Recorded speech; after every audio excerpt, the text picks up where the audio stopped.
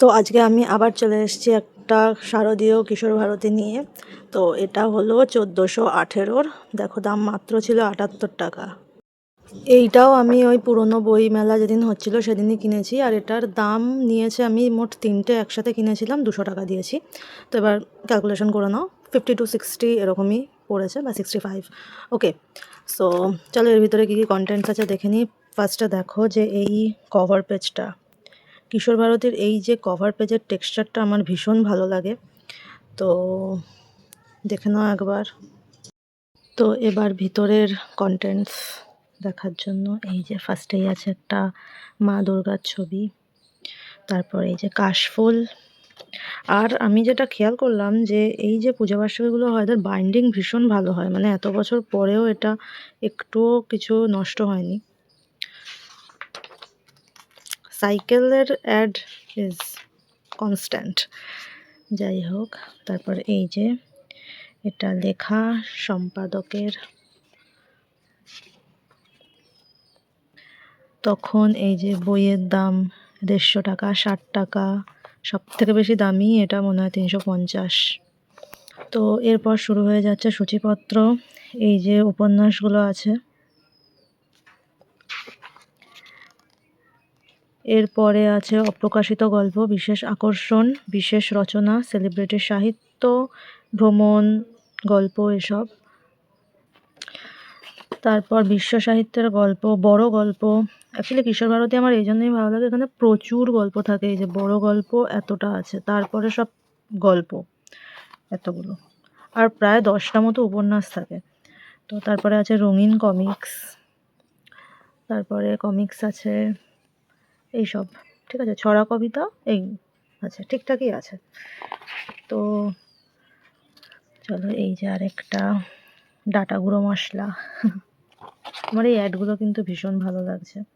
যাই হোক, এটা হচ্ছে একটা অপ্রকাশিত গল্প। ফার্স্টেই আছে পিত নদীর কোণে।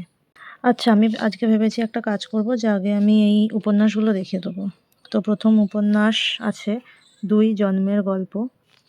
এই যে দুই জন্মের গল্প, প্রফুল্ল রায়ের লেখা। এই আঁকাগুলো আমার আগের পূজাবার্ষিকীটাতেও বলছিলাম ভীষণ ভালো লাগছে, মানে পুরো অথেন্টিক আঁকা। এর পরের উপন্যাস আছে জন্মদিনের রাত, নচিকেতার। এটা একটা উপন্যাস, পটলার দিগ্বিজয়, শক্তিপদ রাজগুরুর লেখা। বেশ সুন্দর, মজার লাগছে আমার। তারপরে একটা উপন্যাস আছে দেখা যায় না শোনা যায়, অনীশ দেবের। পরের উপন্যাস ডুডেকাহেড্রন ও জন্মান্তর, কাবেরী রায়চৌধুরীর। এরপরে হচ্ছে পিসেমশায়ের পুনর্জন্ম, সৈকত মুখোপাধ্যায়ের লেখা। এর পরের উপন্যাস আছে রহস্য যখন সংখ্যায়, অভিজ্ঞান রায়চৌধুরীর। অভিজ্ঞান রায়চৌধুরীর যে অনিলিখা সমগ্র বা সিরিজ আছে, ওটারই একটা গল্প এটা। এরপরে একটা উপন্যাস আছে হিমাদ্রি কিশোর দাশগুপ্তের, চাঁদবরের শেষ শ্লোক। নেক্সট উপন্যাস যেটা আছে মানুষ মেঘনাদ, তরুণ বন্দ্যোপাধ্যায়ের। এরপরে একটা উপন্যাস আছে, সম্ভবত শেষ উপন্যাস, ত্রিদীপ কুমার চট্টোপাধ্যায়, সিপাহী জলার বিষাক্ত রাত। তো এবার আমি পরপর দেখিয়ে দেবো। সেটা হচ্ছে পিত নদীর কোণে, এটা আগেরবারও দেখালাম, দীনেশচন্দ্র চট্টোপাধ্যায়ের একটা অপ্রকাশিত গল্প। তারপরে একটা গল্প আছে ন্যাদোষ মানেই, মহাশ্বেতা দেবীর। তারপরে একটা গল্প আছে টুবলু ও 4টে ট্রেন ডাকাত, সুনীল গঙ্গোপাধ্যায়ের। তারপরে গল্প আছে গয়ানাথের হাতি, শীর্ষেন্দু মুখোপাধ্যায়ের। তারপরে একটা গল্প আছে নবনীতা দেবসেনের, সব্যসাচীর নতুন ব্যবসা। ওয়াও, কুকুর। তারপরে আছে একটা অপ্রকাশিত গল্প ঝালার সর্দার, দিলীপ কুমার চট্টোপাধ্যায়। এসে গেছে নন্টে ফন্টের একটা সুন্দর কমিক্স। কমিক্স শেষ হওয়ার পরে আছে একটা গল্প একা একা রেলগাড়িতে। তারপরের গল্প থানায় গেলেন স্মৃতিধর, সুচিত্রা ভট্টাচার্যের। তারপরে আছে একটা বড় গল্প সূর্য দৌড়, অদৃশ বর্ধনের। তারপরে একটা গল্প আছে বড় গল্প ভগীরথ মিশ্রের, কাঁঠালের আমসত্ত্ব। তারপরে আছে একটা বড় গল্প শান্তি, সঞ্জীব চট্টোপাধ্যায়ের। এখানে আছে একটা বিশেষ রচনা বালক কবি, রঞ্জন বন্দ্যোপাধ্যায় লিখেছেন। তারপরে একটা কমিক্স আছে শিবরাম চক্রবর্তীর হর্ষবর্ধনের মাস্তুতো ভাই।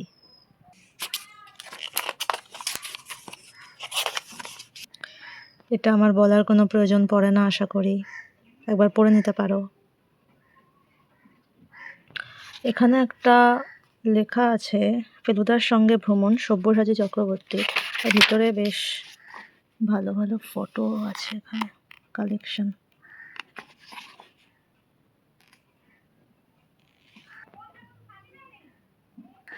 তারপরে সেলিব্রিটি গল্প খেয়ালি দস্তিদারের টুসি। তারপরে সেলিব্রিটি হাস্য রহস্য জি রহস্য পিসি সরকার জুনিয়রের। তারপর আরেকটা সেলিব্রিটি বড় গল্প সংকেত লিপি নির্বেদ রায়। তারপরে আছে সেলিব্রিটি স্মৃতি আনন্দ আশ্রম বরুণ চন্দ্রর লেখা, এটা বেশ সুন্দর। আরেকটা আছে সেলিব্রিটি স্মৃতি আমার ছোটবেলা আমার পুজো সুরজিৎ ভূমি ব্যান্ড। আচ্ছা আচ্ছা, এইভাবে দেখালে আমারও একবার গোটা বইটা দেখা হয়ে যায় অ্যাকচুয়ালি, নাহলে তো সময় হয়ে ওঠে না। তারপরে একটা গল্প আছে ফেলুম আমার চাকরি পার্থ চট্টোপাধ্যায়ের।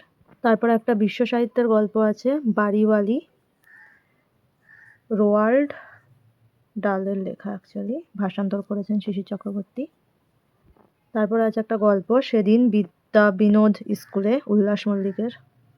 তারপরে আছে একটা গল্প লেজ কাভার। আচ্ছা, ইনি কাঁচি নিয়ে একটা কিছু করছেন, আমি জানি না কি করছে, যাই হোক। তারপরে আছে একটা কমিক্স। তারপর আছে একটা গল্প বড় গল্প প্রায়শ্চিত্ত সৌরভ মুখোপাধ্যায়ের। তারপরে আছে একটা গল্প ফেকু চাঁদের ফটো ফিনিশ কিন্নর রায়ের লেখা। তারপরেও আছে একটা গল্প ব্রহ্মদৈত্যর বাড়ি স্বপন বন্দ্যোপাধ্যায়ের। এরপরে আছে দীপান্বিতা রায়ের চাঁদপড়ি, একটা বড় গল্প। তারপরে আছে নীলাঞ্জন চট্টোপাধ্যায়ের একটি গল্প আলো। তারপরে আছে আবার একটা কমিক্স গ্রামে প্রথম রেলগাড়ি।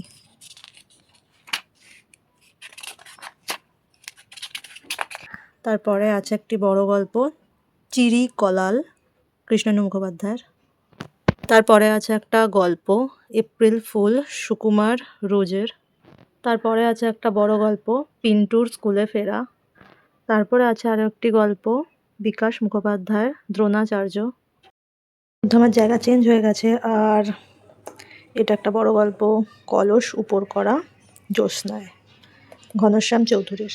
তারপর এখানে আর একটা গল্প পুরো বন্ধ শিশির বিশ্বাসের। এখানে একটা ভ্রমণ সংক্রান্ত আছে বল্টিমোর থেকে মেরিল্যান্ড বেথি চট্টোপাধ্যায়ের লেখা। তারপরে আছে একটা বড় গল্প ভাতে পড়লো মাছি মনোজ সেনের লেখা। তারপরে একটা ছোট গল্প ছুটি নিয়ে হুটোপুটি বিপুল মজুমদারের। তারপরে আছে একটা কমিক্স তেনালিরাম আর সোনারাম। তারপরে একটা বড় গল্প বিভূতি বাবুর মৃত্যু তৃণাঞ্জন গঙ্গোপাধ্যায়ের। তারপর একটা গল্প পান্তা ফুলুরি ও কনিনিকা পার্থজিৎ গঙ্গোপাধ্যায়ের। তারপরে একটা গল্প দুর্লভ হাসি।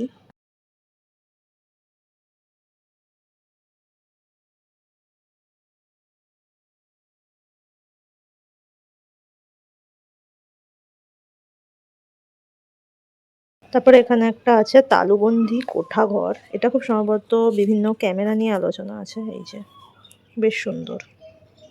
তারপরে একটা আছে 2 ঘন্টায় বাড়ি, এখানে আছে অতল জলের ঐশ্বর্য, মানে আন্ডার ওয়াটারে যা যা থাকে সেসব নিয়ে কিছু লেখা। তারপরে আছে মনের অ্যাটমিক এনার্জি, এটা একটা কিছু ভালো লেখা হতে পারে। তারপরে একটা বড় গল্প মুন্না মুন্নির গল্প শান্তিপ্রিয় বন্দ্যোপাধ্যায়ের। আচ্ছা, এখানে একটা আছে সত্যি শিকার কাহিনী ঢেঙ্কানলের জঙ্গল রহস্য চন্দ্রনাথ চট্টোপাধ্যায়ের। তারপর একটা কুমার মিত্রের গল্প কলমবাজি থেকে তলোয়ার বাজি। খেলার সেগমেন্টে কিছু আছে।